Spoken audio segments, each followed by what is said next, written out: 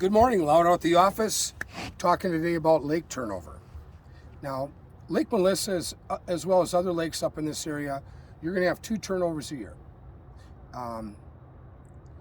Generally in the spring of the year and then again in the fall of the year. And what happens is as the water warms in June and July, the oxygen level in that warmer water, which is going to be shallower water close to shore, that's going to heat first.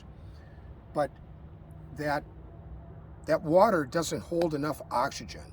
So it forces the fish into cooler, deeper water where they have more oxygen and more of a comfortable thermocline zone. Well, when I'm talking about turnover, in the fall of the year and on this lake, it's generally early to mid-October, depending on the weather. Now, with these last 3 days of real warm weather, the surface temp went from 61 to 64. In general, you'll see a turnover when the water starts getting into that mid-50s. And what happens is these strong winds are blowing and they're turning the water. So now that warm water closer to shore or closer to the surface mixes with the cold water down below.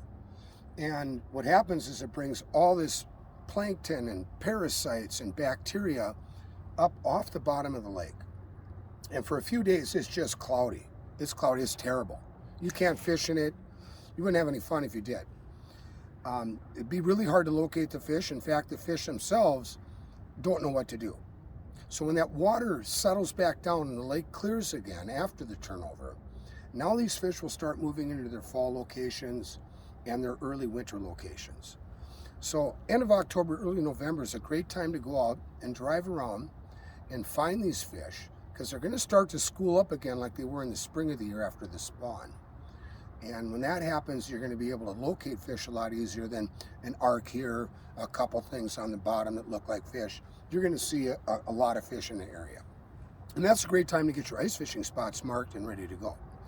So lake turnover twice a year. It's going to happen here probably mid-October. And when it does, it's really going to turn this lake. It brings all the crap up to the bottom. And what it does, after everything settles, it rejuvenates the lake with oxygen and nutrients that these fish need and rely on.